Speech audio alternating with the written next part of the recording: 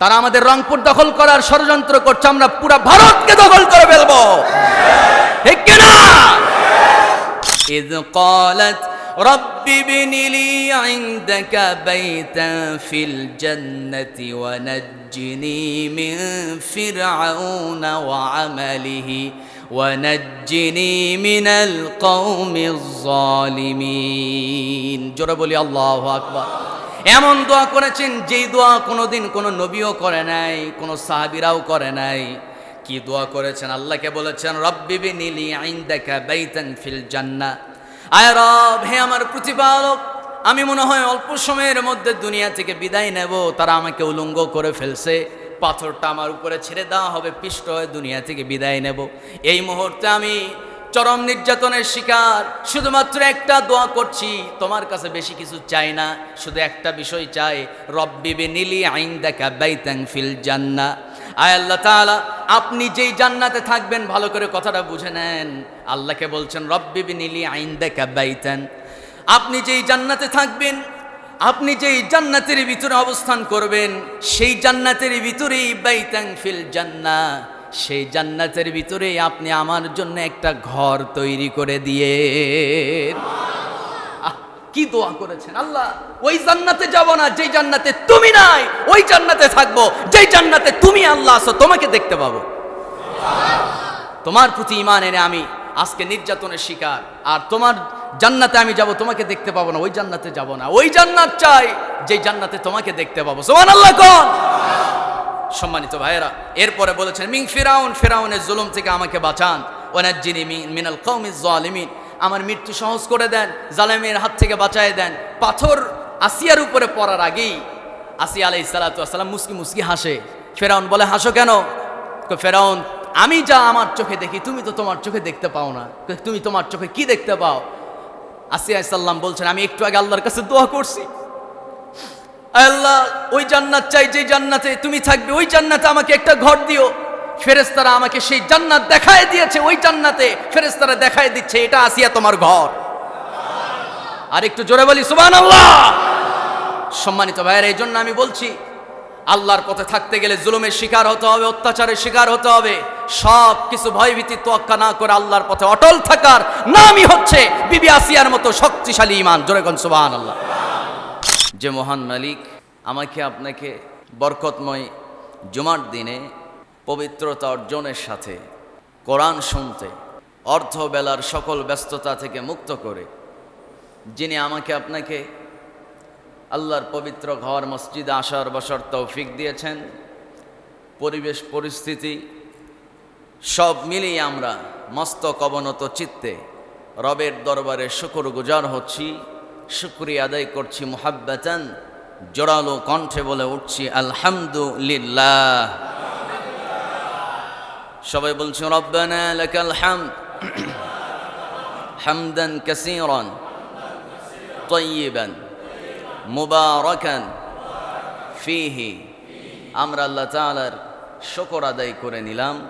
দরুদ ও সালাম বর্ষিত হোক মানবতার মহান মুক্তির দূত আকায়ে নামদার তাজদারে মদিনা, আমার আপনার প্রিয় রসুল আস-সাইয়্যিদুনা আন-নবিয়্যুনা আহমাদুনা মুহাম্মদ। একটু চিৎকার মেরে বলছি সাল্লাল্লাহু আলাইহি ওয়াসাল্লাম।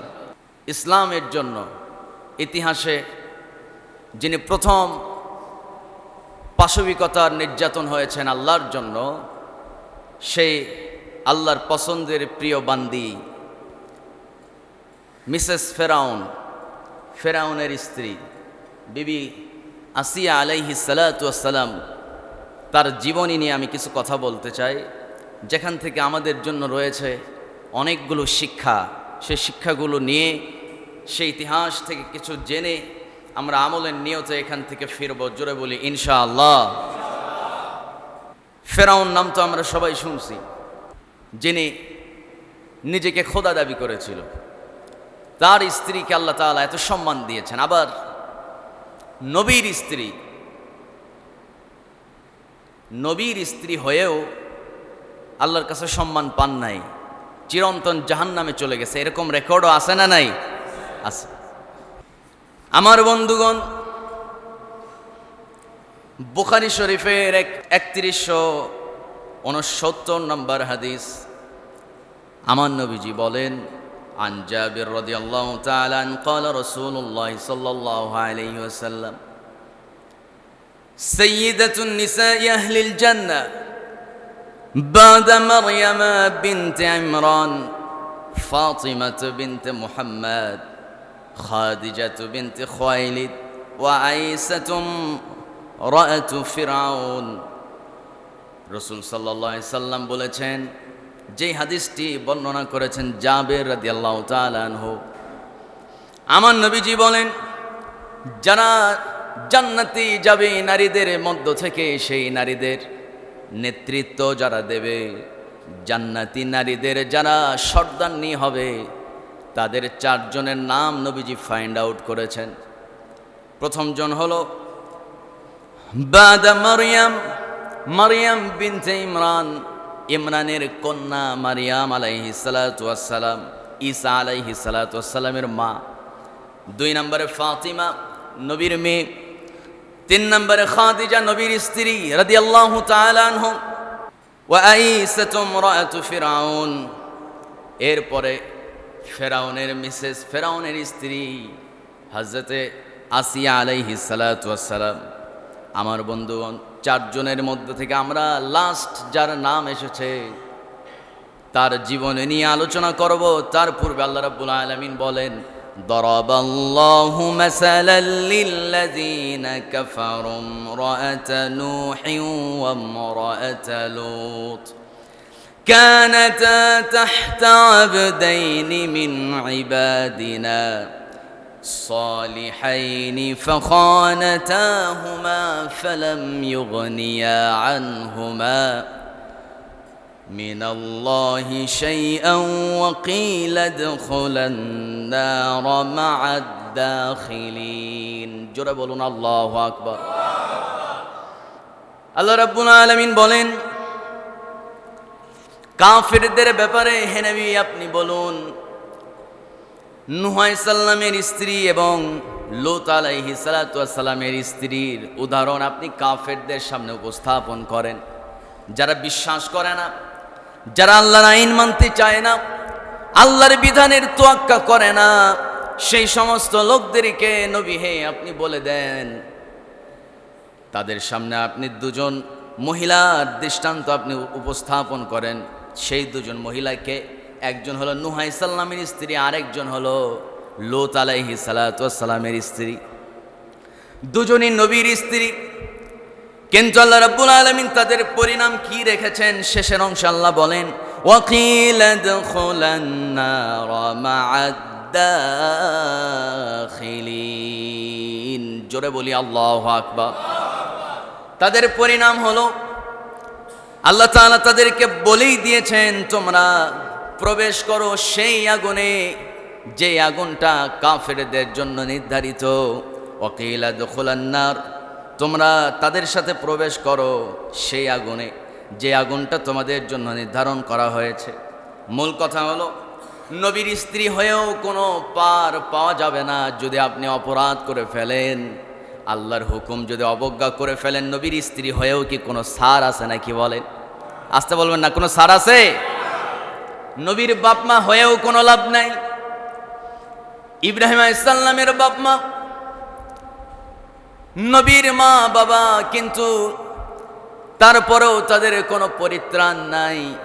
আবার নূহ আলাইহিস সালামের ছেলে কেনান, কোনো ছাড় নাই, কারণ সে তো কাফের, কাফেরদের পদাঙ্ক অনুসরণ করেছে। আমার বন্ধুগণ, ফাইনাল কথা হচ্ছে, আমাদেরকে আল্লাহর হুকুমের আনুগত্য করতে হবে, নবীর ইতাআত করতে হবে, নবীকে অনুসরণ করতে হবে। এজন্য আল্লাহ রাব্বুল আলামিন বলছেন, বান্দা শুনে নাও, কানাতা তাহতা আবদাইনি মিন ইবাদিনা সালিহাইনি ফাখানাতাহুমা ফালাম ইউগনিয়া আনহুমা মিনাল্লাহি শাইআন ওয়া কিলা দুখুলান নার মা'আদ দাখিলিন। নবীর স্ত্রী কিন্তু পার পেয়ে যায় নাই। আমার বন্ধুগণ, এমনটা মনে করবেন না লূত আলাইহিস সালামের স্ত্রী কাফের হয়ে গেছে, তার মানে সে মনে হয় ব্যভিচার করতো। আস্তাগফিরুল্লাহ। নূহ আলাইহিস সালামের স্ত্রী কোনোদিন ব্যভিচার করে নাই, যদিও সেই সময় নারীরা নারীদের প্রতি আসক্ত ছিল, পুরুষরা পুরুষের প্রতি আসক্ত ছিল। পুরুষরা নারীদেরকে চাইতো না, নারীরা পুরুষদেরকেও চাইতো না। এমন কঠিন অন্ধকার একটা জাহিলিয়াতের যুগে আল্লাহ রাব্বুল আলামিন লূত নবীকে সেই যুগে সেই এলাকার পয়গম্বর হিসাবে পাঠিয়েছেন। লূত আলাইহিস সালামের স্ত্রী, যদিও নবীর স্ত্রী কোনোদিন ব্যভিচার করেন নাই, নবীদের স্ত্রীরা কোনোদিন খারাপ কাজ করতে পারে না, চরিত্র তাদের কোনোদিন খারাপ হতে পারে না। নবীর স্ত্রীর চরিত্র কখনো খারাপ হতে পারে, কারণ তারা নবীর স্ত্রী। কিন্তু কথা হলো তারা ওই সমস্ত কাজ করেন নাই, আল্লাহর হুকুমের অবাধ্য হন নাই। কিন্তু তাদের সিম্পল একটা সমস্যা কি ছিল? যারা আল্লাহর হুকুমের অবাধ্য হয়েছিল, যারা ব্যভিচার করত, যারা বলৎকার করত, যারা পরস্পরের সমকামিতায় আকৃষ্ট ছিল, সেই সমস্ত মানুষদেরকে লূত আলাইহিস সালামের স্ত্রী তাদেরকে শেল্টার দিত, সাহায্য করত। যারা আল্লাহর বিরুদ্ধে অবস্থান নিয়েছে, ইসলামের বিরুদ্ধে কাফিরদেরকে সাহায্য সহযোগিতা করেছে, এই জন্য লূত আলাইহিস সালামের স্ত্রীকে আল্লাহ ক্ষমা করেন নাই। আর নূহ আলাইহিস সালামের স্ত্রীর অপরাধ কি ছিল? আমার বন্ধুগণ, নূহ আলাইহিস সালাম 1000 বছর দাওয়াত দিয়েছেন, মাত্র 80 জন মানুষ কালিমা পড়ে ইসলাম গ্রহণ করেছে। এত ধৈর্যশীল একজন পয়গম্বর, সেই নূহ নবী, তার স্ত্রী এবং তার ছেলে কেনান তো স্পষ্ট কাফের, কিন্তু নূহ নবীর স্ত্রী স্পষ্ট কাফের ছিল না, তিনি মুসলিম ছিলেন। কিন্তু তার অপরাধ ছিল, যারা মূর্তি পূজা করে, ইট পাথরের মূর্তি তৈরি করে, যারা আল্লাহকে বাদ দিয়ে ওই মূর্তির উপাসনা করে, ওই মূর্তির উপাসনাকারী ব্যক্তিদেরকে নূহ নবীর বিরুদ্ধে তাদেরকে সাহায্য করতো আড়ালে থেকে। যার কারণে আল্লাহ রাব্বুল আলামিন নূহ আলাইহিস সালামের স্ত্রীকেও ছাড় দেন নাই। তার মানে বোঝা গেল, কেবলমাত্র মাফ পাইতে গেলে আল্লাহর হুকুম মানতে হবে। আল্লাহর হুকুম না মানলে, আল্লাহর হুকুমের আনুগত্য না করলে, নবীকে অনুসরণ না করে জীবনে কোনো দিন মাফ পাবেন এমন আশা করার কোনো সুযোগ নাই। আমার বন্ধুগণ, বিবি আসিয়া আলাইহিস সালাতু ওয়াস সালামের জীবনী বিরাট লম্বা কথা, সংক্ষেপে কয়েকটা বিষয় শুধু সামনে টেনে আনবো। নবীজি একদিন খাদিজাকে বলছেন, খাদিজা, জান্নাতে যখন তুমি যাবে তখন তোমার সতীনের সঙ্গে তোমার দেখা হবে। খাদিজা রাদিয়াল্লাহু তাআলা আনহা তিনি অত্যন্ত সন্তুষ্ট হলেন এবং আশ্চর্যও হলেন যে আমার সতীন আবার কে, জান্নাতে আগেই চলে গেল, আমি তো প্রথম স্ত্রী আপনার। নবীজি বলছেন, আমার জান্নাতে এক নারী, এক রমণীর সঙ্গে আল্লাহ বিয়ে দিবেন, আর পুরা পৃথিবীর সমস্ত উম্মতরা সেই বিয়ের মেহমান হবে। জোরে বলি সুবহানাল্লাহ। যারা জান্নাতি হবে। নবীজি সাল্লাল্লাহু আলাইহি সাল্লাম, সেই জান্নাতে কার সঙ্গে নবীর বিয়ে হবে? ফেরাউনের স্ত্রী বিবি আসিয়ার সঙ্গে আল্লাহ নবীকে জান্নাতে বিয়ে পড়ায় দিবেন। বলি সুবহানাল্লাহ। সম্মানিত ভাইয়েরা, আল্লাহ যেন আমাদের ওই বিয়ে খাওয়ার তৌফিক দান করেন।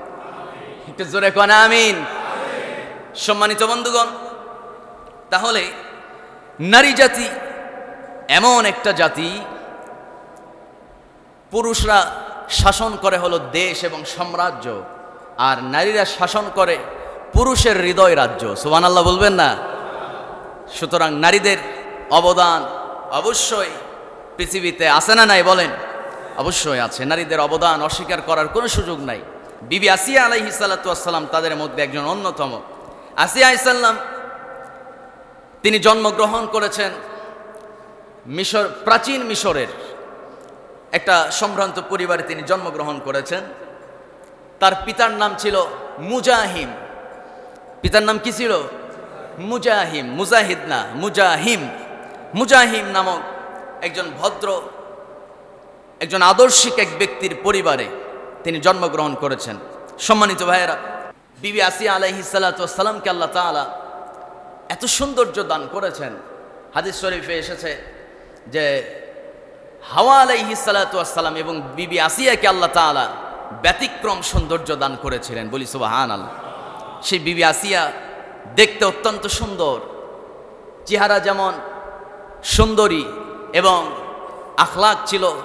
আখলাক এবং চরিত্র ছিল আকাশচুম্বী।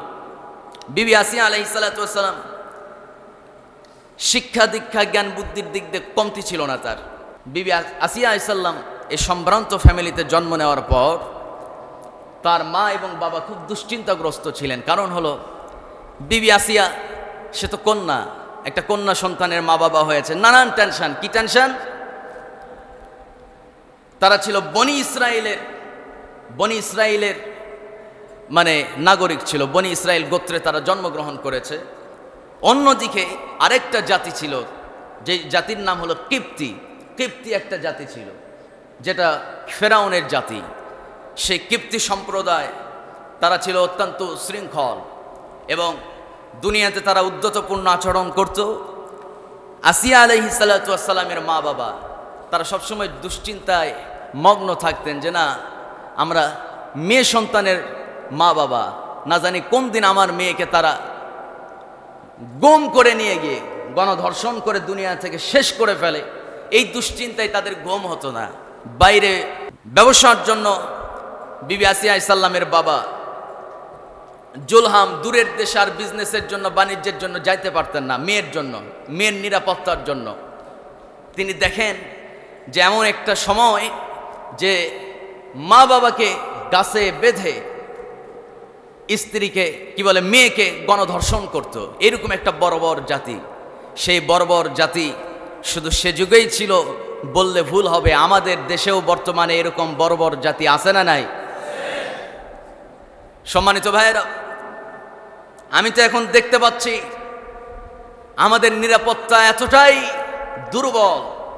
স্বাধীনতার পর থেকে এ পর্যন্ত এদেশের মানুষ এতটাই নিরাপত্তাহীনতায় ভুগতেছে যে একজন নারী যদি কোনো একটা ফ্যামিলিতে জন্ম নেয়, মা বাবার টেনশন, মেয়েটা স্কুলে যাবে আসবে, কখন জানি কি হয়ে যায়, মেয়েই না জানি কার ফাঁদে পড়ে যায়। গত জুমায় বলেছিলাম এক এসআই, তার মেয়ে অপহরণ হয়েছে, বিচার চাইতে গেছে, ওসি সাহেব ঘুষ চেয়েছে। আবার উচ্চপদস্থ কর্মকর্তাদের শরণাপন্ন হয়েছিল, কিন্তু মেয়ে আবার লাইভে এসে বলতেছে যে না, আমাকে কেউ অপহরণ করে নাই। রিসেন্টলি আবার দুদিন আগে দেখতেছি ওই মেয়ে সাংবাদিকদের মাঝে সাক্ষাৎকার দিতে গিয়ে তিনি বলতেছে যে একজন যুবক, যে যুবকের সঙ্গে পালিয়ে গেছে, সেই যুবক এবং ওই যুবকের দুলাভাই দুজন মিলে তাকে অপহরণ করেছে, রাতভর গণধর্ষণ করেছে দুজন মিলে। শালা দুলাভাই, কি রুচি! নাউজুবিল্লাহ খান। শালা দুলাভাই গণধর্ষণ করছে এবং বলছে যে তুমি বলো অপহরণ হই নাই, আমি নিজে ইচ্ছাকৃতভাবে আমার প্রেমিকের সাথে আমি পালিয়ে গেছি। সম্মানিত ভাইয়েরা, সম্মানিত বন্ধুগণ, সে বাঁচার তাগিদে, তাকে যেন হত্যা করা না হয়, জান বাঁচার ভয়ে সে বলেছে যে আমি আমার স্বামীর সাথেই আছি, ভালোই আছি, অপহরণ কেউ করে নাই। নবনির্বাচিত নতুন সরকার ক্ষমতায় বসেছেন মাত্র 3 মাস, 3.5 মাস হয়েছে। গণমাধ্যমে দেখলাম 3,500 শুধুমাত্র 7 থেকে 12 বছর বয়স, 7 থেকে কত বছর? 12 বছর বয়সের এরকম ছোট্ট শিশুরা ধর্ষণের শিকার হয়েছে, অনেকেই খুন হয়েছে। এরকমের রেকর্ড 3,500 ছাড়িয়ে গেছে। শুধুমাত্র এই সরকারের আমলে এটা হয়েছে, এটা ভুল কথা। ডক্টর ইউনূসের আমলে 1 বছরে 12,500 শিশু, এরপরে যুবতী, এরপরে বৃদ্ধ পর্যন্ত ধর্ষণের শিকার হয়েছে 12,500। কত হাজার? 12,500। তার মানে বোঝা গেল ধর্ষণ আমার দেশে কমতেছে না। আগের সরকার যারা ক্ষমতায় ছিল তাদের আমলেও ধর্ষণের সেঞ্চুরি পর্যন্ত হয়েছে।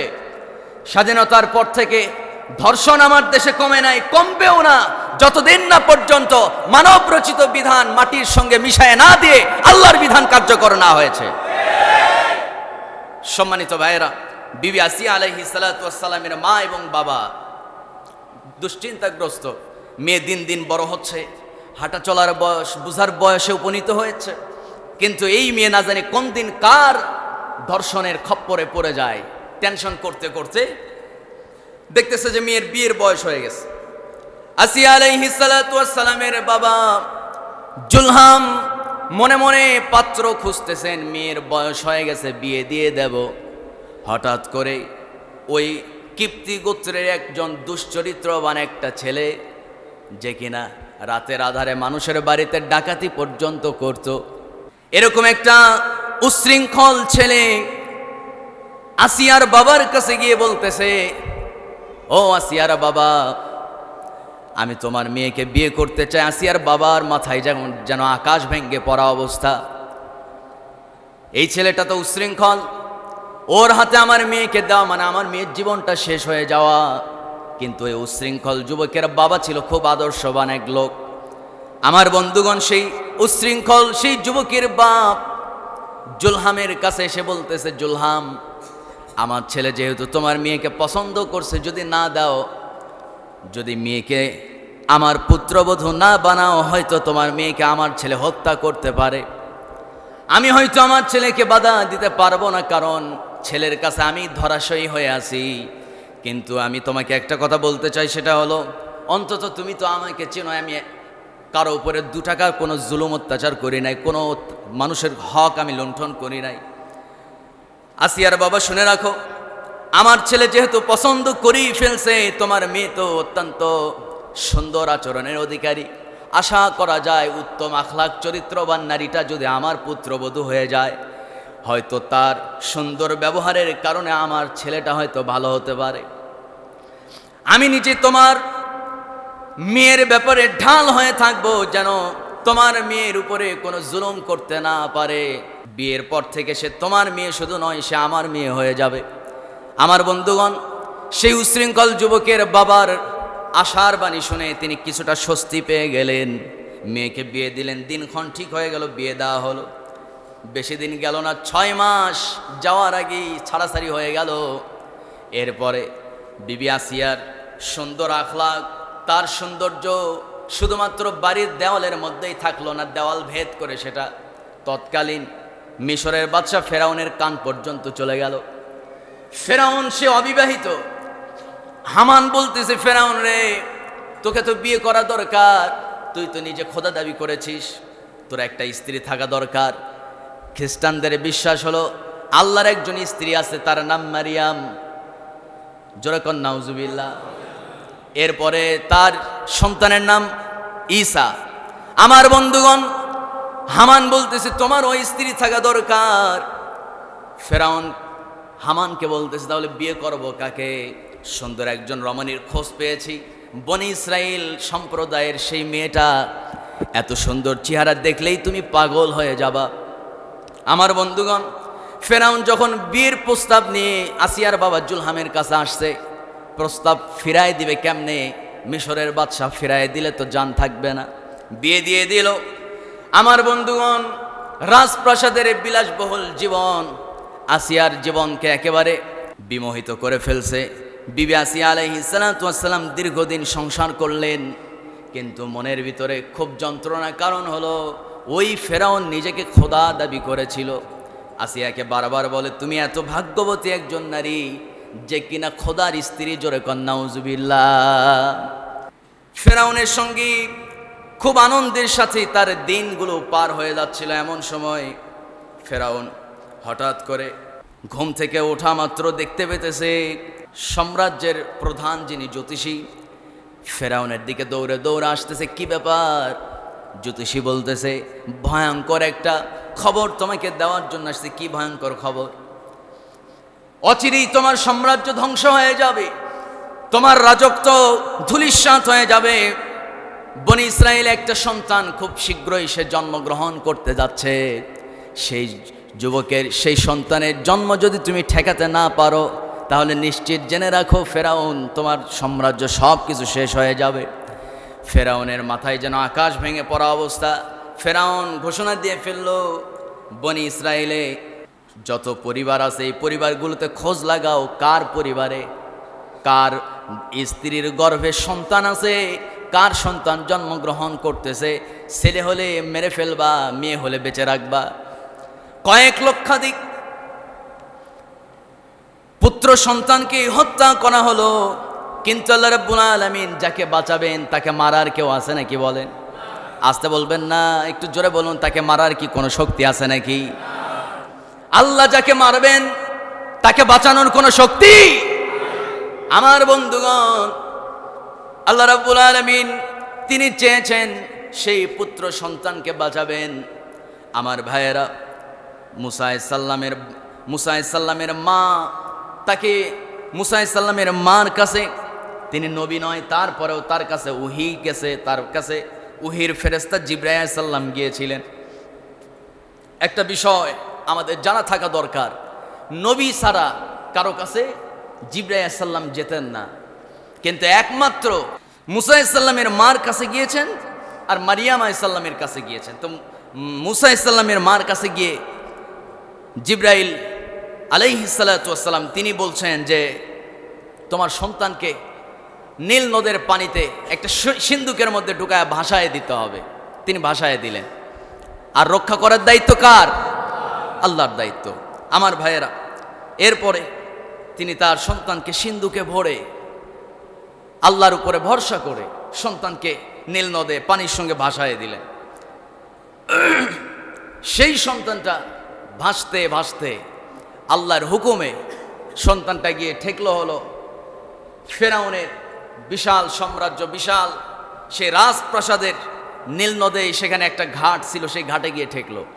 জালনা দিয়ে আসিয়া আলাইহিস সালাম দেখতেছে একটা সুন্দর বাক্স, সিন্ধুক, না জানি এর ভিতরে কি আছে। তিনি একটু কৌতূহলবশত ঘর থেকে বের হয়ে সেখানে গেলেন। যাওয়ার পর তিনি দেখতেছেন চাঁদের মতো ফুটফুটে একটা সুন্দর চেহারার অধিকারী একটা যুবক কান্না করতেছে। মায়ায় পড়ে গেলেন। আসিয়া আলাইহিস সালামের পিছনে ফেরাউনও দৌড়ে দৌড়ে আসতেছে। ফেরাউন এসে দেখে তিনিও মায়ায় পড়ে গেছে। অন্তরে মায়া সৃষ্টি করার ক্ষমতা কার? সম্মানিত ভাইয়েরা, দুজনেই মায়ায় পড়ে গেল। কিছু লোকজন পাশ থেকে এসে বলতেছে, বাদশাহ নামদার ফেরাউন, দয়া করে এই পুত্র করুন, সে এমনি এমনি এখানে এসেছে, মানে এই যুবকই হতে পারে, আপনি হত্যা করে ফেলেন।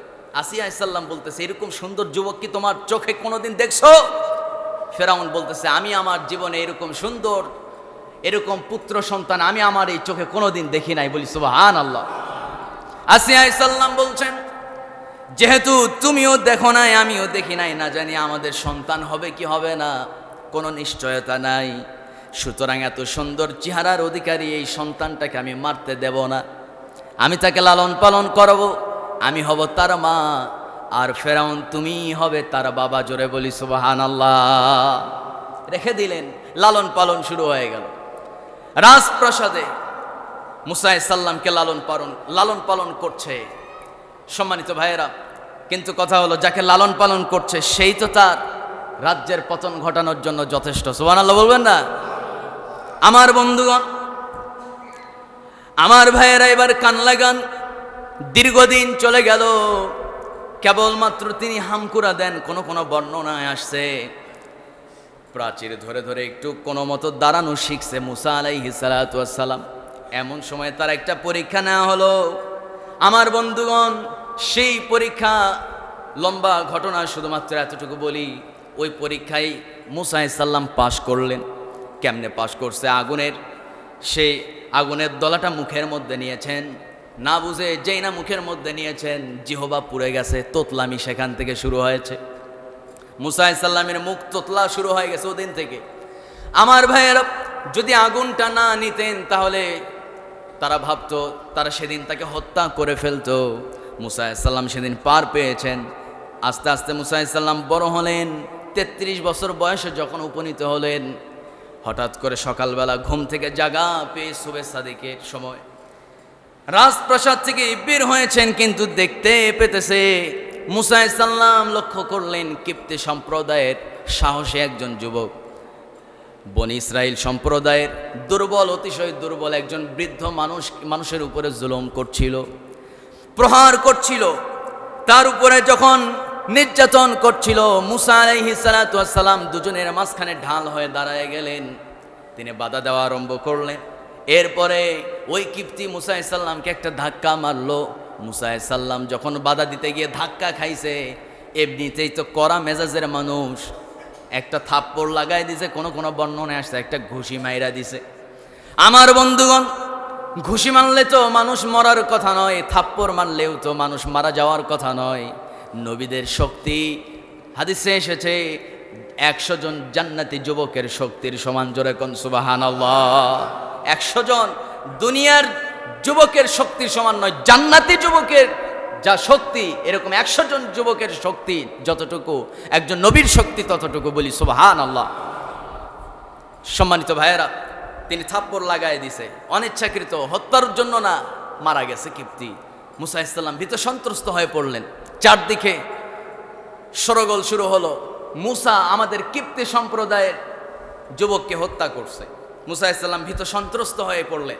সেখান থেকে তিনি মাদিয়ানের উদ্দেশ্যে রওনা করলেন। মিশর থেকে মাদিয়ানে চলে গেলেন। মাদিয়ানে যাওয়ার পর পাতাহীন একটা বৃক্ষের নিচে তিনি বসে আল্লাহর কাছে দোয়া করছেন, রব্বি ইন্নী লিমা আনজালতা ইলাইয়া মিন খায়রিন ফাকির। জোরে বলি আল্লাহু আকবার। আল্লাহকে বলছেন, আয় রব, এই পাতাহীন মৃত বৃক্ষের নিচে বসে আমি তোমার কাছে আরজি জানাই, আমি তোমার কাছে প্রার্থনা করি, রব্বি ইন্নী লিমা আনজালতা ইলাইয়া মিন খায়রিন ফাকির। আয় রব, আপনি যেই দয়া এবং অনুগ্রহ আমার উপরে নাজিল করবেন, আপনার দয়া এবং অনুগ্রহ পাওয়ার আশায়, আপনার দয়া এবং অনুগ্রহের ভিখারি হয়ে আমি এই বৃক্ষের নিচে বসে আছি। সুবহানাল্লাহ। তিনি আল্লাহকে বলেন নাই যে আল্লাহ আমাকে একটা ঘর দাও, একটা বাড়ি দাও থাকার, আমাকে একটা পরিবার দাও, আমাকে সম্পদশালী বানায় দাও। কোনো কিছুই আল্লাহর কাছে চান নাই, শুধু আল্লাহকে বলছে, আল্লাহ আমি তোমার দয়ার ভিখারি, অনুগ্রহের ভিখারি, আমি তোমার দয়ার ভিখারি হয়ে এই পাতাহীন মৃত বৃক্ষের নিচে আমি বসে আছি। জোরে কোন সুবহানাল্লাহ। এত ট্যালেন্ট আল্লাহ তাকে দান করেছেন, এত মেধা তার ভিতরে ছিল যে তিনি আল্লাহর কাছে তেমন কিছু চায় না। আল্লাহকে বলছে, আল্লাহ তুমি যা দয়া আমার উপরে নাজিল করবা, সেই দয়ার ভিখারি হয়ে বসে আছি। এখন কি দয়া আল্লাহ তাকে দিতে পারে? শুধুমাত্র আল্লাহর কাছে এমনভাবে চেয়েছে, আল্লাহ তাআলা এমন দেওয়া দিলেন, নবীর জামাই বানায় দিছে। সুবহানাল্লাহ। আর একটু আস্তে কন। কোন নবী? ওয়া ইলা মাদিয়ানা আখাহুম শুআইবা ক্বালা ইয়া কওমি ইবুদুল্লাহা মা লাকুম মিন ইলাহিন গায়রুহু। জোরে বলি আল্লাহু আকবার। মাদিয়ান রাষ্ট্রের জন্য আল্লাহ রাব্বুল আলামিন শুআইব আলাইহিস সালাম কি নবী হিসেবে পাঠিয়েছিলেন। সেই শুআইব নবীর 2টা কন্যা সন্তান। আমার বন্ধুগণ, যখন তিনি বৃক্ষের নিচে বসে আছে, হঠাৎ করে লক্ষ্য করলেন মরুভূমির অদূরে একটা বিরাট বড় একটা কুয়া। ওই কুয়াটা ঢাকনা লাগানো, কিন্তু কথা হলো ওই কুয়ার চারপাশে রাখালরা ভিড় করতেছিল। আরও কিছু রাখাল যখন সে জায়গায় জমা হয়ে গেল, সেই রাখালগুলো সব দল বলে এক জায়গায় হয়ে 30 থেকে 40 জন রাখাল একসঙ্গে কুয়ার মুখে বড় একটা পাথর ছিল, সেই পাথরটা সরায় ফেললো। এরপরে তাদের প্রাণী, তাদের পশুগুলোকে পানি পান করাতে আরম্ভ করলো। আমার বন্ধুগণ, হঠাৎ করে মুসা আলাইহিস সালাম ডান দিকে ঘাড় ঘুরাতেই তিনি লক্ষ্য করলেন 2 জন মাত্র মেয়ে, আপাতমস্তক বস্ত্রাচ্ছাদিত, ঢাকা। সেই 2টা মেয়ে সন্তান, 2টা মেয়ে, 2টা কন্যা, 2 নারী, তারা সুন্দরভাবে তাদের পশুগুলোকে আগলায় রাখতেছে। পাল থেকে যেটা বিচ্ছিন্ন হয়ে যায় সেটা ধরে আয় না, আবার পালের ভিতরে ঢুকায় ফেলে। মুসা আলাইহিস সালাম দুদিকেই লক্ষ্য করছেন। এক পর্যায়ে তিনি দেখতে পেলেন ওই গুহার মুখে আবার পাথরটা, ওই পাথর নামক ঢাকনাটা, পাথর দিয়ে ঢাকনা দিয়ে দেওয়া হলো। এরপরে সেই রাখালগুলা সেখান থেকে তাদের পশুগুলো নিয়ে সেখান থেকে তারা চলে গেল। আমার ভাইয়েরা, এবার ওই 2টা মেয়ে আপাতমস্তক ঢাকা, কালো বস্ত্রাচ্ছাদিত, কালো চাদর দিয়া তাদের শরীরটা ঢাকা। সেই মেয়ে 2টা করলো কি, তাদের পশুর পাল নিয়ে ওই গুহার কাছে চলে গেছে। গুহার কাছে যাওয়ার পর পাথর তো সরাতেই পারে না। যে জায়গায় 30 থেকে 40 জন যুবক পাথর সরাইছে, ওই জায়গায় 2 জন সরাতে পারবে নাকি? আমার বন্ধুগণ, মেয়ে 2টা ওই গুহার আশপাশে উচ্ছিষ্ট যেগুলো পানি ছিল, সেই পানিগুলো পশুর পাল লাগাই দিয়েছে। পশুগুলো, সেই প্রাণীগুলো, মেষ, দুম্বা আমার বন্ধুগণ সেই বকরিগুলো সেই পানিগুলো খাওয়া শুরু করলো, উচ্ছিষ্ট পানি। মুসা আলাইহিস সালাম চিন্তা করলেন, বুঝতে পেরেছি এই নারী দুইটা আসলে অসহায় হতে পারে।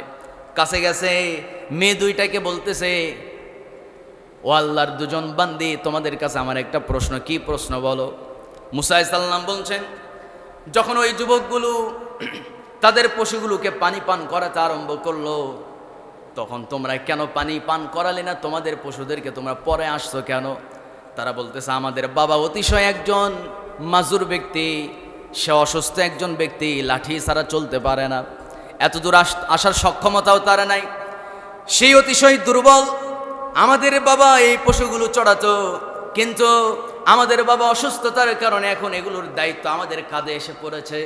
আল্লাহর নামে ভরসা করে আমরা বের হই, এই পাথর সরানোর ক্ষমতা আমাদের নাই, কিন্তু ওই রাখালদের সাথে আমরা পানি পান করাতে পারতাম, কিন্তু পান করাই না, পানি পান করাই না। কারণ হলো, যদি রাখালদের 30-40 জন রাখালদের ভিড়ে আমরা যদি বালতি দিয়া রশি দিয়া পানি তুলতে যাই, হয়তো অনিচ্ছাকৃতভাবে আমাদের শরীর তাদের গায়ে ধাক্কা লাগতে পারে, ছোট কুয়া ধাক্কা লাগতে পারে, যার কারণে আমরা সেই ভিড়ের মাঝে যাই না।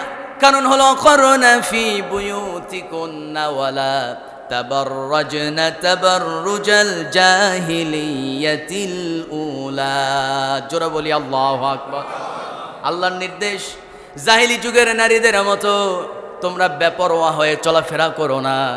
আমার বন্ধুগণ, আমার ভাইরা, ওই নারী, ওই দুই মহিলা যখন বলছে আমরা যদি ভিড়ের মধ্যে ঢুকে ধাক্কা লাগতে পারে, তাহলে চিন্তা করেন নারী দুইটা কতটা সংযমী, কতটা আদর্শ তাদের পিতামাতা তাদেরকে শিক্ষা দিয়েছে, বলি সুবহানাল্লাহ।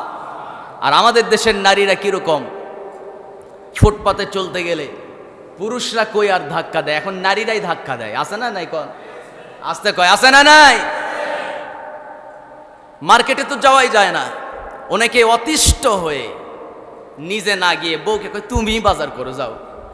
আছে না নাই? কন কেন এই ভিড়ের মধ্যে যদি আবার ধাক্কা লাগে, বউ যদি আবার ধাক্কা খাই লাগা, প্যাঁচ লাগতে পারে তো। সম্মানিত ভাইয়েরা, কিন্তু তারা কতটা সংযমী ছিল, এই কথাটা মুসা আলাইহিস সালামের অন্তরে লেগে গেছে, যে না জানি তাদের পরিবারটা কত না ভালো। তিনি তখনও জানতেন না তাদের বাবা আবার নবী, তখনও জানতেন না। তিনি চিন্তা করলেন যে না, তাহলে তোমাদেরকে একটু সাহায্য করা দরকার। আচ্ছা বলো তো, এই উচ্ছিষ্ট পানি পান করায় তোমাদের পশুদের পেট ভরে তো? তো বলে যে আমরা আল্লাহর হুকুমের কাছে আমরা নতজানু হয়েছি, সুতরাং এই উচ্ছিষ্ট পানি তাদের পুণ্য পানির চেয়ে উচ্ছিষ্ট পানি তাদের তৃষ্ণা নিবারণের জন্য যথেষ্ট হয়ে যায়, বলি সুবহানাল্লাহ। সম্মানিত ভাইয়েরা, এরপরে মুসা আলাইহিস সালাম তিনি করলেন কি, আল্লাহর নাম নিয়া বিসমিল্লাহ কয়া ওই কুয়ার মুখে যে বিরাট পাথর, যেটা 30 থেকে 40 জন যুবক ধরে ওটা উঁচু করে নামাইছিল, সে পাথরটা তিনি একা নামায় ফেলছেন। সুবহানাল্লাহ বলবেন না? একা নামায় ফেলছেন, কারণ তিনি তো যেন তেন মানুষ নয়, জান্নাতে 100 জন যুবকের শক্তি তার ভিতরে। সুবহানাল্লাহ কর। মুসা আলাইহিস সালাম ওইটা নামানোর পর তিনি নিজে রশিদা সেখান থেকে পানি তুললেন, প্রাণীদেরকে পান করালেন। এরপরে মুসা আলাইহিস সালাম বলছেন যে তোমরা এখান থেকে তোমাদের বাড়িতে যাইতে কেমন সময় লাগবে? তো তারা বলতেছে এখন তো ভর দুপুর, খাড়া দুপুর, যাইতে যাইতে হয়তো সন্ধ্যা হবে। তিনি বললেন যে তাহলে আমি তোমাদেরকে পৌঁছায় দিব। মুসা আলাইহিস সালাম তাদেরকে বললেন যে তোমরা সামনে যাও, যেহেতু তোমরা রাস্তা চিনো, আমি চিনি না, আমি পিছে যাব। মুসা আলাইহিস সালামের কথা শোনা মাত্র তারা বলল যে আমরা মহিলা মানুষ, আমাদের বাবা আমাদেরকে শিক্ষা দিয়েছেন পুরুষের সামনে যাইতে বারণ করেছেন, সুতরাং তুমি যাবা সামনে, আমরা থাকবো তোমার পিছনে। রাস্তা তো আমি চিনি না, তো আমরা যখন ডান দিকে পাথর নিক্ষেপ করব তখন বুঝবা যে ডান দিকে যাওয়া লাগবে, যখন বাম দিকে একটা পাথর নিক্ষেপ করব বুঝবা বাম দিকে যাওয়া লাগবে। সুবহানাল্লাহ কর। তিনি আরও তাদের প্রতি আকৃষ্ট হয়ে পড়লেন। বাড়িতে যাওয়ার পর মাদিয়ানের পয়গম্বর হযরত শুআয়ব আলাইহিস সালামকে বললেন যে আপনার এই দুইটা মেয়েকে আমার খুব ভালো লাগছে। তো যাই হোক, তাদের চেহারা তো দেখি নাই, কিন্তু তাদের সুন্দর আচরণে আমি আকৃষ্ট হয়ে গেছি। আমি এরকম সুন্দর আখলাক, চরিত্রবান, আদর্শবান এই দুজন মেয়ের মধ্যে যে কোনো একজনকে বিয়ে করতে চাই, আপনি বিয়ে দিবেন কিনা কন? মাদিয়ানের পয়গম্বর হযরতে শোয়েব আলাইহিস সালাতু ওয়াস সালাম তিনি বলছেন যে আমার মেয়েকে বিয়ে করতে হলে 10 বছর আমার এই পশুগুলো রাখাল হিসাবে তোমাকে এখানে দায়িত্ব পালন করতে হবে। মুসা আলাইহিস সালামের উপরে এই দায়িত্বটা সহজ না কঠিন একটু বলেন তো, আস্তে কবেন না, সহজ না কঠিন? বিরাট কঠিন দায়িত্ব। তিনি চিন্তা করলেন আমি এখন যাব কোথায়? মিশরে তো যাওয়া যাবে না, কিপ্তিকে থাপ্পড় মাইরা আসছি, মারা গেছে, ওই জায়গায় গেলে তো ফাঁসি হয়ে যাবে, বাড়িতে যাওয়া যাবে না, থাকবো কোথায়? অন্তত থাকার তো একটা জায়গা পাইলাম, 10 বছর রাখালগিরি করি, অসুবিধা নাই। তখনও তিনি নবী হন নাই, 10 বছর রাখালগিরি করলেন। এরপরে শোয়েব আলাইহিস সালামের মেয়েকে বিয়ে করলেন, এরপরে আল্লাহর পক্ষ থেকে নবুয়তি লাভ করলেন, নবী হলেন। এরপরে হযরতে শোয়েব আলাইহিস সালাতু ওয়াস সালাম তার জামাই হযরতে মূসা আলাইহিস সালাতু ওয়াস সালাম তিনি এবার আল্লাহর নির্দেশে মিশরের উদ্দেশ্যে রওনা করলেন। আমার বন্ধুগণ, মাঝখানে প্রায় 16 বছর পার হয়ে গেল, কোন কোন বর্ণনায় আসছে 12 বছর পার হয়ে গেল। দীর্ঘ সময় আসিয়া আলাইহিস সালাতু ওয়াস সালাম তিনি তো এক আল্লাহর প্রতি বিশ্বাসী ছিলেন, কিন্তু ওই আল্লাহর ইবাদত করার মতো কোনো পরিবেশ সেখানে ছিল না। আসিয়া আলাইহিস সালাতু ওয়াস সালাম রাজপ্রাসাদে থাকতে থাকতে তিনিও আল্লাহ বিমুখ হয়েছিলেন। হযরত আসিয়া আলাইহিস সালাতু ওয়াস সালাম তারপরও মূসা আলাইহিস সালামের প্রতি খুব তার হৃদয়টা ব্যথিত ছিল। দিনের পর দিন, মাসের পর মাস, বছরের পর বছর চলে গেছে, তিনি মূসা আলাইহিস সালামের ফেরার অপেক্ষায় বসে রইলেন। এর মধ্যে তিনি কয়েকটা সন্তানের জননী হলেন। হযরত আসিয়া আলাইহিস সালাতু ওয়াস সালাম মনে মনে চিন্তাই করলেন, মনে হয় আর আমার কলিজার টুকরা আমার মূসা হয়তো আর ফিরবে না। আমার বন্ধুগণ, ফেরাউনের রাজপ্রাসাদের লোকজনও ভেবেছিল মূসা মনে হয় আর ফিরবে না, কিন্তু আল্লাহ রাব্বুল আলামিন মূসা আলাইহিস সালামকে পাঠিয়ে দিলেন। আল্লাহ রাব্বুল আলামিন হযরত মূসা আলাইহিস সালাতু ওয়াস সালামকে নির্দেশ দিলেন, ও মূসা শোনো, ফাকুলা লাহু কওলাল লাইয়িনাল লাআল্লাহু ইয়াতাযাক্কারু আও ইয়াখশা قال ربنا إننا نخاف أن يفرط علينا أو أن يطغى قال لا تخافا إنني معكما أسمع وأرى জোরে বলুন আল্লাহু আকবার। আল্লাহ রাব্বুল আলামিন মূসা আলাইহিস সালামকে বললেন, মূসা রে, فقولا له قولا لينا لعله يتذكر أو يخشى। ফেরাউন খুব উদ্যত হয়ে গেছে, সে মানুষের উপরে খুব পাশবিক নির্যাতনের স্টিম রোলার চালু করেছে। ফেরাউনের হাত থেকে তোমার সম্প্রদায়কে বাঁচাতে হবে মূসা, তুমি আর দেরি না করে ফেরাউনের রাজপ্রাসাদে চলে যাও। কোনো চিন্তা ভাবনা না করে, ভীত সন্ত্রস্ত না হয়ে ফেরাউনের সামনে গিয়ে তুমি এক আল্লাহর দাওয়াত দিবা, আল্লাহর পক্ষ থেকে তার কাছে কিছু কথা পৌঁছায় দিবা। মূসা আলাইহিস সালাম বলছেন, আয় রব, আমি তো আশঙ্কা করছি, আমার মনে তো খুব ভীতি সঞ্চার হচ্ছে, না জানি যাওয়ার পর সে মনে হয় আমার উপরে উত্তেজিত হয়ে যাবে, মেরে ফেলতে পারে। আল্লাহ রাব্বুল আলামিন বলছেন, ক্বালা লা তাখাফা ইন্নানি মাআকুমা আসমাউ ওয়া আরা। জোরে বলি আল্লাহু আকবার। আল্লাহ বলছেন, মূসা তুমি তো নবী, তুমি তো পয়গম্বর, তুমি তো আমার প্রেরিত একজন রাসূল। আমি তোমাকে নির্দেশ দিয়েছি তুমি মূসার কাছে যাবে, সেখানে গিয়ে কি হবে না হবে সেটা তো তোমার রবের মাথায় আছে, তোমার রবের জ্ঞানে আছে। তোমার রব যদি তোমাকে বাঁচাতে চান, ফেরাউনের ক্ষমতা নাই তোমার একটা পশমের ক্ষতি করতে পারে। আমার বন্ধুগণ, মূসা আলাইহিস সালাম এবার একটু সাহস পেয়ে গেলেন।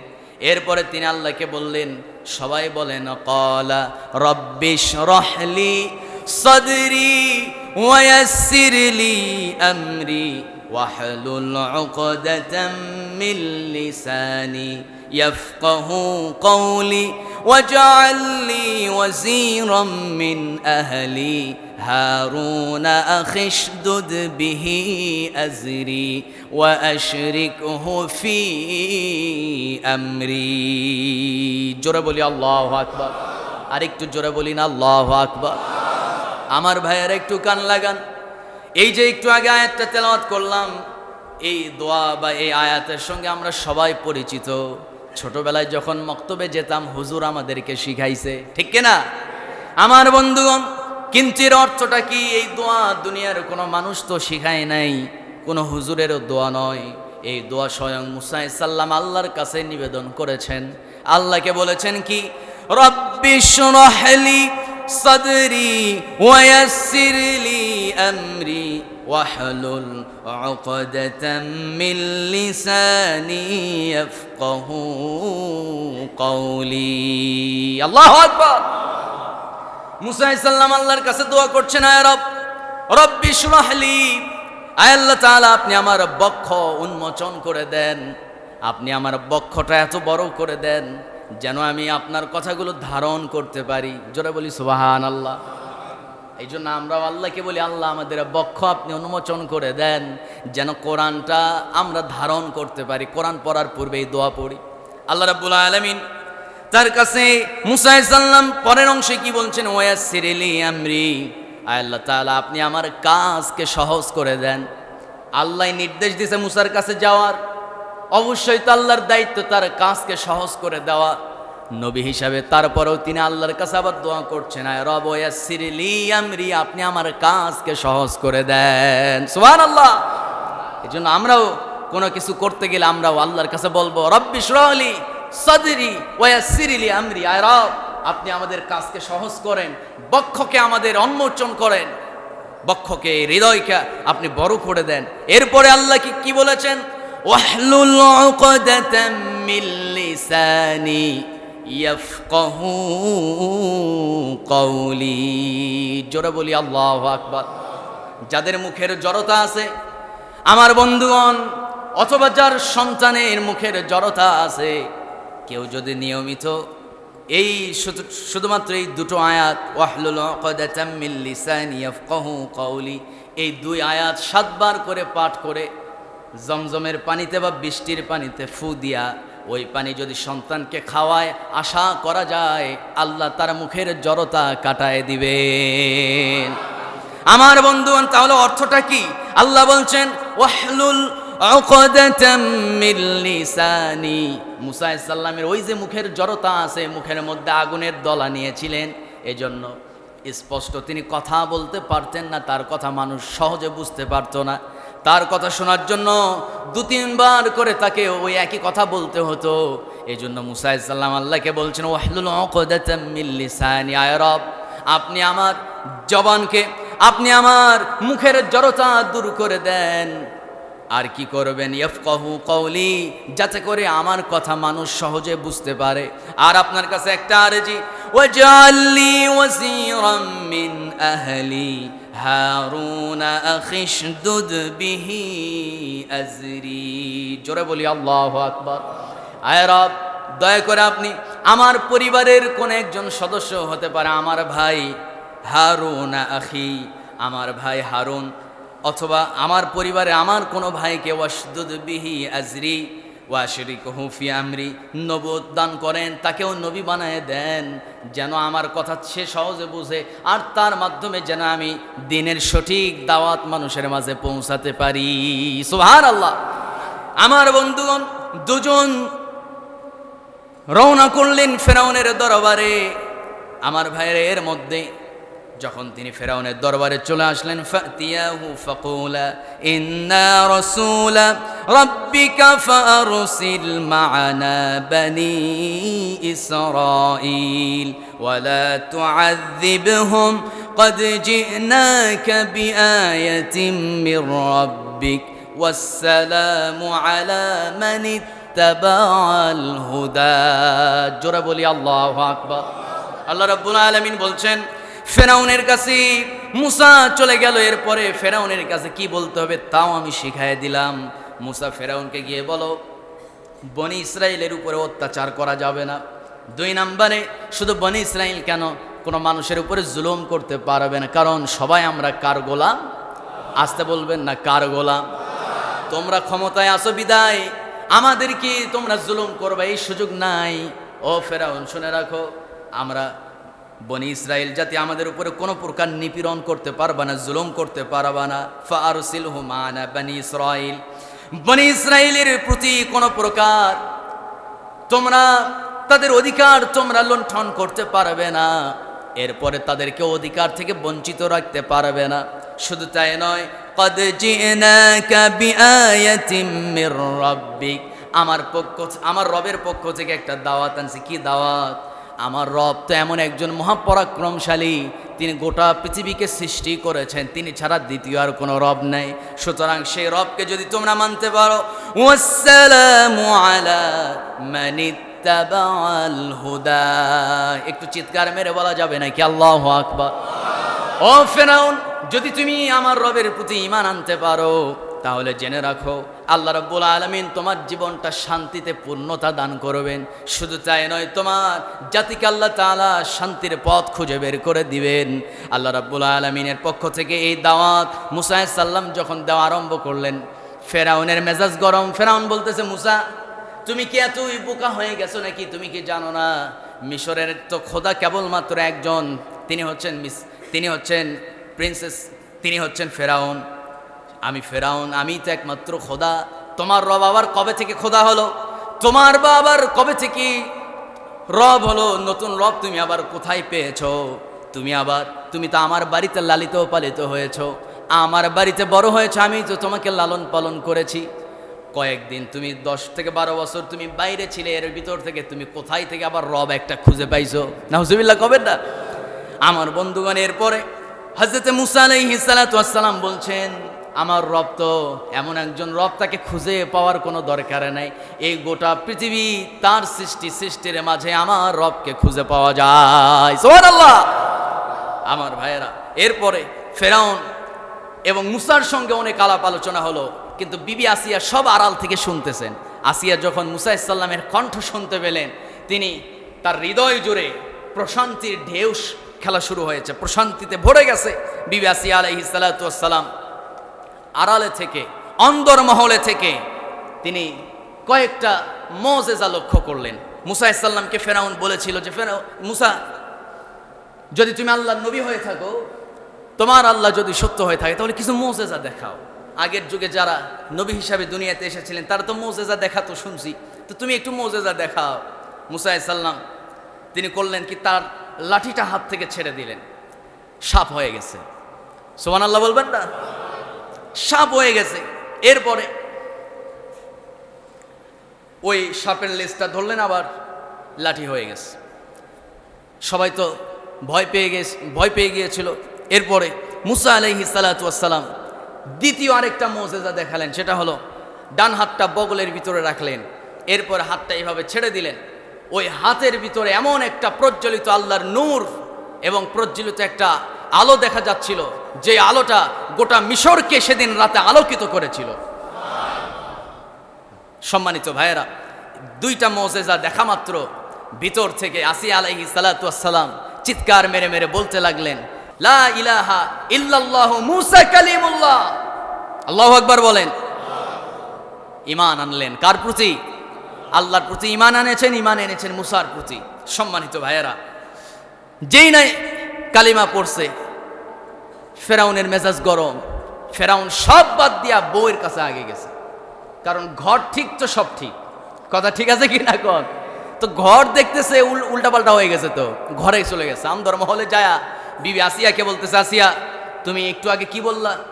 এটা কি তোমার কণ্ঠ ছিল নাকি? হ্যাঁ আমার কণ্ঠ ছিল। আমি আবার বলছি, লা ইলাহা ইল্লাল্লাহ মুসা কালিমুল্লাহ। আল্লাহু আকবার। ফেরাউনের মেজাজ গরম। ফেরাউন বলতেছে, তাহলে মৃত্যুর জন্য প্রস্তুত হয়ে যাও। এত বিলাসবহুল জীবন তোমার তো ভালো লাগে না, মরার জন্য তাহলে তৈরি হয়ে যাও, আমি তোমাকে শেষ করে ফেলবো। সম্মানিত ভাইয়েরা, বিবি আসিয়াকে দীর্ঘদিন সময় দেওয়া হয়েছিল, কিন্তু বিবি আসিয়া বলেছিলেন, যেই খোদার পরিচয় আমি পেয়েছি, যেই মুজিজা আমি দেখেছি মুসার কাছে, অবশ্যই সেই সত্য নবী, আর তার রব অবশ্যই সত্য একজন খোদা। এই পথ ছাড়া জীবন থাকতে আমি অন্য পথে আর যেতে রাজি নই। জোরে কোন সুবহানাল্লাহ। সম্মানিত ভাইয়েরা, তিনি যা বলেছেন সেই কথার উপরে তিনি ইস্তেকামত থেকেছেন। এজন্য আল্লাহ বলেন, ইন্নাল্লাযীনা ক্বালু রাব্বুনাল্লাহু সুম্মা ইসতাকামু তাতানাজ্জালু আলাইহিমুল মালাইকা আল্লা তাখাফু ওয়ালা তাহজানু। জোরে বলি আল্লাহু আকবার। আল্লাহ রাব্বুল আলামিন বলেন, যারা বলেছে আমার রব আমার খোদা একমাত্র আল্লাহ, ক্বালু রাব্বুনাল্লাহ, এবং এই কথার উপরে সুম্মাস্তাকামু, যারা অটল এবং অবিচল থেকেছে, হাজারো জুলুমের শিকার হয়েছে কিন্তু এই পথ যারা ছেড়ে দেয় নাই, আল্লাহ তাখাফু, তাদের কোনো টেনশন নাই, ওয়ালা তাহজানু, কোনো দুশ্চিন্তা নাই, ওয়াবশিরু বিল জান্নাহ, মৃত্যু হতে দেরি, জান্নাতে ঢুকতে দেরি হবে না। আর একটু জোরে কোন সুবহানাল্লাহ। সম্মানিত ভাইয়েরা, আলোচনার এখানে ইতি টানছি, তার পূর্বে শুধুমাত্র এখান থেকে আমাদের শিক্ষণীয় একটা মাত্র বিষয় আছে, একটা মাত্র বিষয়, বেশি না, একটা মাত্র শিক্ষা বিবি আসিয়া থেকে আমাদের শিখে নিতে হবে। সেটা হলো কোনো আধিপত্যবাদ এবং কোনো জুলুমের শিকার হয়ে আপনি আপনার হক কথা বলা বন্ধ রাখবেন, নিস্তব্ধ থাকবেন, চুপ থাকবেন, তাহলে আপনি আসিয়া একজন নারীর চাইতে আপনি একজন কাপুরুষ হয়ে যাবেন। সম্মানিত ভাইয়েরা, আপনাকে কি করতে হবে? ইন্নাল্লাযীনা ক্বালু রাব্বুনাল্লাহ, ঘোষণা দিতে হবে আমার রব একজন, তিনি কে? আস্তে কবেন না, এবার একটু সবাই আওয়াজ করে বলেন তো, রব কে? সুতরাং সেই রবের আনুগত্য করতে হবে, সেই রবের পথে অটল এবং সুম্মাস্তাকামু, ইস্তেকামত থাকতে হবে। সেই ইস্তেকামত থাকতে গিয়ে ভয় ভীতি দেখানো হবে, জুলুম অত্যাচারের শিকার হতে হবে, বিবি আসিয়ার মতো নির্যাতনের শিকার হতে। বিবি আসিয়াকে কি করা হয়েছে? বিরাট একটা পাথর শূন্যের উপরে ঝুলায় রাখছে ফেরাউন, নিচে উলঙ্গ করে বিবি আসিয়াকে শোয়ায় দেওয়া হয়েছে। পাথরটা পড়বে আর সে পাথরের নিচে পিষ্ট হয়ে দুনিয়া থেকে বিদায় নেবে। বিবি আসিয়া ওই মুহূর্তে আল্লাহর কাছে একটা দোয়া করছে, সুবহানাল্লাহ বলেন। কি দোয়া করেছেন? আল্লাহ রাব্বুল আলামিন সেই দোয়াটাও কোরআনে কোট করে দিয়েছেন। মহান রাব্বুল আলামিন বলেন, ইয ক্বালাত রাব্বি বিনি লি ইনদাকা বাইতান ফিল জান্নাতি ওয়া নাজ্জিনি মিন ফিরআউনা ওয়া আমালিহি ওয়া নাজ্জিনি মিনাল কওমিজ জালিমিন। জোরে বলি আল্লাহু আকবার। এমন দোয়া করেছেন যেই দোয়া কোনোদিন কোনো নবীও করে নাই, কোনো সাহাবীরাও করে নাই। কি দোয়া করেছেন? আল্লাহকে বলেছেন, রব্বি বিনি লি ইনদাকা বাইতান ফিল জান্নাহ, আয় রব, হে আমার প্রতিপালক, আমি মনে হয় অল্প সময়ের মধ্যে দুনিয়া থেকে বিদায় নেব, তারা আমাকে উলঙ্গ করে ফেলছে, পাথরটা আমার উপরে ছেড়ে দেওয়া হবে, পিষ্ট হয়ে দুনিয়া থেকে বিদায় নেব। এই মুহূর্তে আমি চরম নির্যাতনের শিকার, শুধুমাত্র একটা দোয়া করছি, তোমার কাছে বেশি কিছু চাই না, শুধু একটা বিষয় চাই, রব্বি বিনি লি ইনদাকা বাইতান ফিল জান্নাহ। আয় আল্লাহ তাআলা, আপনি যেই জান্নাতে থাকবেন, ভালো করে কথাটা বুঝে নেন, আল্লাহকে বলছেন রব্বি বিনি লি ইনদাকা বাইতান, আপনি যেই জান্নাতে থাকবেন, আপনি যেই জান্নাতের ভিতরে অবস্থান করবেন, সেই জান্নাতের ভিতরেই বাইতান ফিল জান্নাহ, সেই জান্নাতের ভিতরে আপনি আমার জন্য একটা ঘর তৈরি করে দিয়ে। কি দোয়া করেছেন আল্লাহ! ওই জান্নাতে যাব না যেই জান্নাতে তুমি নাই, ওই জান্নাতে থাকবো যেই জান্নাতে তুমি আল্লাহ আছো, তোমাকে দেখতে পাবো। তোমার প্রতি ঈমান এনে আমি আজকে নির্যাতনের শিকার, আর তোমার জান্নাতে আমি যাব, তোমাকে দেখতে পাবো না, ওই জান্নাতে যাব না। ওই জান্নাত চাই যেই জান্নাতে তোমাকে দেখতে পাবো। সুবহানাল্লাহ কোন? সম্মানিত ভাইয়েরা, এরপরে বলেছেন মিন ফিরাউন, ফিরাউনের জুলুম থেকে আমাকে বাঁচান, ওয়া নাজ্জিনি মিনাল কওমিজ জালিমিন, আমার মৃত্যু সহজ করে দেন, জালেমের হাত থেকে বাঁচায় দেন। পাথর আসিয়ার উপরে পড়ার আগেই আসিয়া আলাইহিস সালাতু ওয়াস সালাম মুস্কি মুস্কি হাসে। ফেরাউন বলে, হাসো কেন? ফেরাউন, আমি যা আমার চোখে দেখি তুমি তো তোমার চোখে দেখতে পাও না, তুমি তোমার চোখে কি দেখতে পাও? আসিয়া আলাইহিস সালাম বলছেন, আমি একটু আগে আল্লাহর কাছে দোয়া করছি, আল্লাহ ওই জান্নাত চাই যে জান্নাতে তুমি থাকবে, ওই জান্নাতে আমাকে একটা ঘর দিও। ফেরেশতারা আমাকে সেই জান্নাত দেখায় দিয়েছে, ওই জান্নাতে ফেরেশতারা দেখায় দিচ্ছে এটা আসিয়া তোমার ঘর। আর একটু জোরে বলি সুবহানাল্লাহ। সম্মানিত ভাইয়েরা, এই জন্য আমি বলছি, আল্লাহর পথে থাকতে গেলে জুলুমের শিকার হতে হবে, অত্যাচারের শিকার হতে হবে। সব কিছু ভয়ভীতি তোয়াক্কা না করে আল্লাহর পথে অটল থাকার নামই হচ্ছে বিবি আসিয়ার মতো শক্তিশালী ঈমান। জোরে কোন সুবহানাল্লাহ। আজকে আমাদের দেশের একটা বিভাগ, রংপুর বিভাগকে আমার বন্ধুগণ ভারতের মানচিত্রের ভিতরে ঢুকায় দিছে। ভারতের নতুন একটা মানচিত্র প্রকাশ করছে, যে মানচিত্রের ভিতরে রংপুর বিভাগটা ঢুকে গেছে।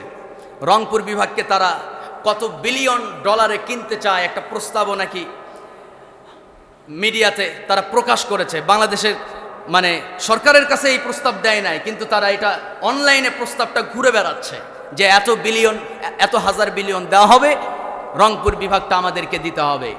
আমরা কি আমাদের রংপুর বিভাগ দিতে চাই? 1 ইঞ্চি মাটি তাদেরকে ছেড়ে দেব?